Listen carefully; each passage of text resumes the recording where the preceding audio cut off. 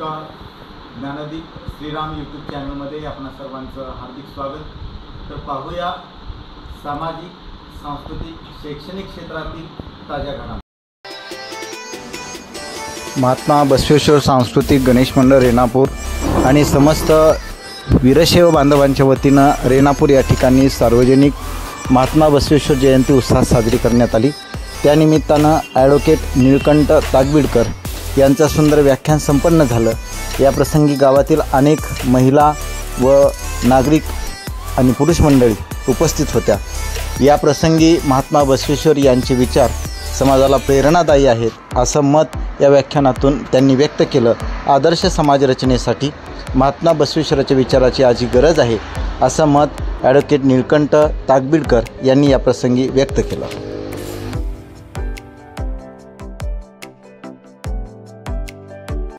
पाहत असताना ज्या आईला घराच्या बाहेर जाण्याचा अधिकार नव्हता, शाळेत जाण्याचा अधिकार नव्हता, लिहिण्याचा अधिकार नव्हता, वाचण्याचा अधिकार नव्हता, बोलण्याचा अधिकार नव्हता, केवळ पुरुषसत्ताक व्यवस्थेच्या पुढं एक घरामध्ये लेकरांना जन्माला घालणे आणि स्वयंपाक करणे या पलीकडचं अस्तित्व नव्हतं.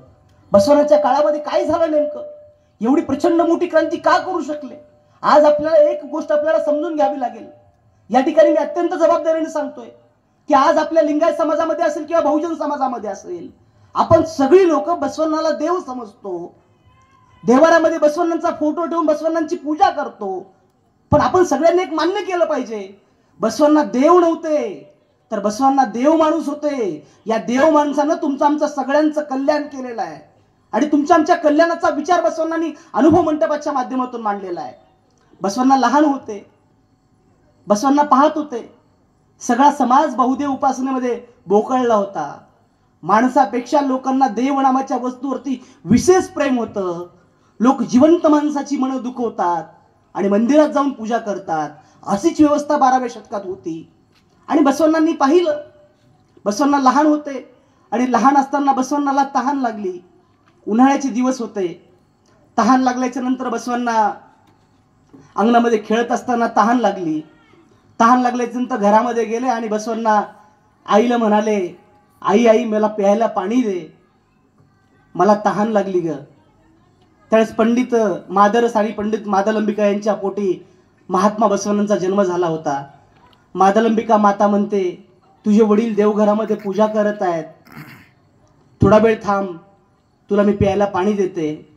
असं म्हणल्यानंतर बसवण्णा परत अंगणामध्ये येतात. परत अंगणामध्ये येऊन बसवण्णा खेळायला लागतात. परत 5-10 मिनिटं खेळून बसवण्णाला तहान लागते. बसवण्णा परत आईकडे जातात. आई आई मला तहान लागली, प्यायला पाणी दे ग. असं म्हणल्यानंतर आई परत म्हणते, थोडा वेळ थांब, तुझे वडील देवघरामध्ये पूजा करत आहेत, वडिलांची पूजा झाल्यानंतर तुला प्यायला पाणी देते. 2दा 3दा 4 वेळा 5 वेळा म्हटल्याच्या नंतर सुद्धा आई काय प्यायला पाणी देत नाही बसवण्णाला. वडिलांची काही देवघरातली पूजा होत नाही. त्यावेळी बसवण्णा एक शकल लढवतात. बसवण्णा अंगणामध्ये येतात. पहिला खड्डा खोदतात, पाणी लागतंय का बघतात. दुसरा खड्डा खोदतात, तिसरा खड्डा खोदतात. असे 40-50 खड्डे खोदणं बसवण्णांचे होतात. आणि तेवढ्यात त्यांचे वडील पूजेचं पाणी घेऊन बाहेर येतात. आणि बाहेर आल्यानंतर बसवण्णाला म्हणतात, बसवण्णा बसवण्णा हे तू काय करतोयस? बाबा बाबा मला तहान लागली होती, मी आईला प्यायला पाणी मागितलं. आई म्हणाली देवघरात पूजा चालू आहे वडिलांची, पूजा होईपर्यंत मला तहान सावरत नव्हती. मी पहिला खड्डा इथं खोदलो, पाणी लागल का बघितलो. दुसरा खड्डा इथं खोदलो, पाणी लागल का बघितलो. असे 30-40 खड्डे बसवण्णांनी खोदले होते. आणि बसवण्णाचे वडील म्हणतात, बसवण्णा बसवण्णा एवढे सगळे खड्डे खोदण्यापेक्षा एक खड्डा खोदला असतास तर तुला आतापर्यंत प्यायला पाणी मिळालं असतं. त्यावेळी बसवण्णा त्यांच्या वडिलाला म्हणतात, बाबा बाबा खरं आहे, एक खड्डा खोदलो असतो तर मला प्यायला पाणी मिळालं असतं. त्याप्रमाणे देवारातल्या एवढ्या सगळ्या देवांची पूजा करण्यापेक्षा एकट्या भगवान शिवाची पूजा केलो असतो तर तुम्हाला आतापर्यंत परमात्मा मिळाला असता. न समजणाऱ्या भाषेमध्ये कुठला तरी मंत्र तंत्र, कुठली तरी वेगळी पूजा करा, राहू केतू भूत. ज्यावेळी एकेश्वरवाद लिहिला त्यावेळी बसवण्णा एक वचन लिहितात, पतिवर्तेला पती एक, पतिवर्तेला पती एक, निष्ठावंत भक्ताला देव एक. त्याप्रमाणे लिंगायताला देव देखील एकच, तो म्हणजे तुमच्या आमच्या गळ्यातला इष्टलिंग आहे. पण आज तुमच्या आमच्या समाजाची अवस्था काय आहे? आपण आपल्या गळ्यामध्ये इष्टलिंग घालतो, विशेष माता भगिनी उपस्थित आहेत, मला तुम्हाला सांगायला विशेष वाटेल आज तुमच्या आमच्या समाजाची अवस्था काय आहे. महाराष्ट्रात आणि देशामध्ये सगळ्यात जास्त पूजा करणारा, जास्त कुठल्याही व्यवस्थेला बळी पडणारा समाज म्हणजे लिंगायत समाज आहे. आणि ज्या समाजामध्ये महात्मा बसवण्यांचा जन्म झाला, ज्या महात्मा बसवण्यांनी लिंगायत नावाचं तत्वज्ञान दिलं, शुद्ध आचरण पद्धती दिली, एकेश्वरवाद मांडला, तोच समाज आज सगळ्यात जास्त कर्मकांड करतोय. त्या समाजाला महात्मा बसवांना कधी समजणार आहेत? आज आमच्या महिलांची अवस्था काय झालेली आहे? एका उदाहरणाच्या माध्यमातून मी तुम्हाला सांगतो. एक मंदिर असतं एका गावामध्ये, एका मंदिरामध्ये दर्शनासाठी 2 रांगा लागलेल्या असतात. एक रांग असते महिलांची आणि दुसरी रांग असते पुरुषांची. मंदिरामध्ये दर्शनाला जात असताना रांगेमध्ये महिला पुरुष शेजारी शेजारी दोघांच्या रांगा लागलेल्या असतात. देवळामध्ये असा श्रावणचा सोमवार असल्यासारखा खूप मोठा समारंभ असतो. लोक दर्शनासाठी झुंबड उठलेली असते. त्या गर्दीच्या गोंधळामध्ये काय होतं? एका महिलेचा पाय एका पुरुषाला लागतो. एका महिलेचा पाय एका पुरुषाला लागल्याच्या नंतर अतिथी देवो भव किंवा माणसामध्ये देव आहे ही आपली संस्कृती सांगते. ज्या महिलेचा पाय त्या माणसाला लागतो ती महिला लगेच त्या माणसाच्या पाया पडते. पण त्या माणसाच्या पाया पडल्याच्या नंतर त्याच्या पाठीमागे दुसऱ्या बायका थांबलेल्या असतात. एका बाईच्या पाठीमागे दुसरी बाई, दुसऱ्या बाईच्या पाठीमागे लगेच तिसरी बाई. रांगेतल्या सगळ्या बाया त्या बाईकडे पाहत असतात. त्या बाईला वाटतं या बाईनं त्या माणसाच्या पाया पडली, हा महाराज काहीतरी मोठा माणूस दिसतोय. ती बाई पाया पडली म्हणून लगेच पाठीमागची बाई पाया पडते. ती पाठीमागची बाई पाया पडली की लगेच तिच्या पाठीमागच्या बाईला वाटतं ह्या 2 बाया पाया पडल्या म्हणजे महाराज खूपच मोठा दिसतोय. लगेच तिसरी बाई, चौथी बाई, 5वी बाई. त्या माणसाला कळत नाही मी महाराजही नाही, मी काहीच नाही, मी तर देवळातल्या दर्शनाला आलोय. देवापेक्षा मलाच महत्व जास्त आलेले दिसतोय. सगळ्या बाया त्याच्या पाया पडायला चालू करतात. तो माणूस मंदिर सोडून बाहेर पळायला लागतो. तो पळता पळता पळता बाया त्याच्या पाठीमागे लागतात. महाराज महाराज पाया पडू द्या, पाया पडू द्या. त्या माणसाला टेन्शन येतं. माणूस तिथं चौकामध्ये रिक्षा थांबलेला असतो. त्या रिक्षामध्ये माणूस बसतो आणि निघून जातो.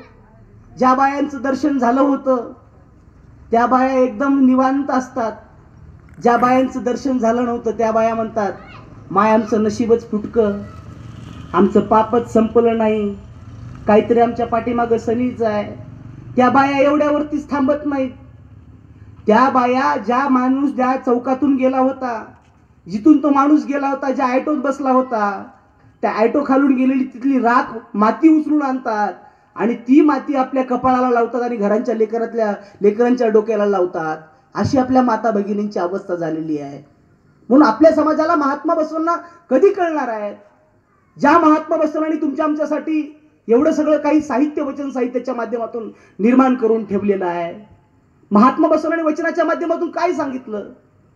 हा कुणाचा, हा कुणाचा म्हणू नका देवा, हा कुणाचा, हा कुणाचा म्हणू नका देवा, हा आमुचा, हा आमुचा, ऐसेची म्हणवावे देवा, कुडल संगम देवा, आपल्या महान घरचा पुत्रची म्हणवावे देवा. महात्मा बसवांनी जात पात धर्म यापेक्षा जिवंत माणसाला महत्व दिलं. पण आज आपण काय करतोय? जिवंत माणसाला घरामधल्या आपण त्यांची सेवा करत नाही, वाडवडिलांची सेवा करत नाही, घरातल्या सासू सासऱ्यांची सेवा करत नाही, पण नको त्या गोष्टीला अत्यंत महत्व देतोय. बसवांच्या काळामधल्या जातीयता आपण खूप मोठ्या प्रमाणावरती पाळतो, पण जातीयता संपुष्टात आणण्यासाठी महात्मा बसवांनी सगळ्यात मोठं काम उभारलं. बसवांना ज्यावेळी 8 वर्षाचे होते, बसवांनाही धष्टपुष्ट होते, सकाळी रोज व्यायाम करायचे, दांडपट्टा खेळायचे. त्या काळावधी बसवांना सकाळी सकाळी व्यायामला जात असताना एक माणूस अस्पृश्याचं एका विहिरीमध्ये पडलेला असतं. विहिरीमध्ये पडलेल्या माणसाला पाहून सगळे लोक एकमेकाकडे बघतात, वाचवा वाचवा म्हणून सगळे एकमेकाला सांगत असतात. मारणार कोण, वाचवणार, धर्म बुडाला म्हणून त्यांच्यावरती कुठली तरी कारवाई केली की जाईल अशी लोकांच्या मनामध्ये भीती होती. बसवांना ते बघतात, बसवांना क्षणामध्ये त्या विहिरीमध्ये उडी मारतात. विहिरीमध्ये उडी मारून बसवांना त्या माणसाला वरी काढतात आणि वरी काढल्याच्या नंतर बसवांना वरी काढल्यानंतर सगळी लोक बसवांकडे पाहतात आणि बसवांची आजीबाई म्हणते धर्म बुडाला, धर्म बुडाला. बसवांना बाटले असं सांगितलं जातं, पण बसवांच्या डोक्यामध्ये ते विचार फार खोलवरती बिंबतात आणि बसवांना लहानपणी विचार करतात. आणि बसवण्णांनी दुसरं वचन लिहिलं, मातीवरती उमटलेल्या जनावराच्या पायाचे ठसे बघून आपण सांगू शकतो.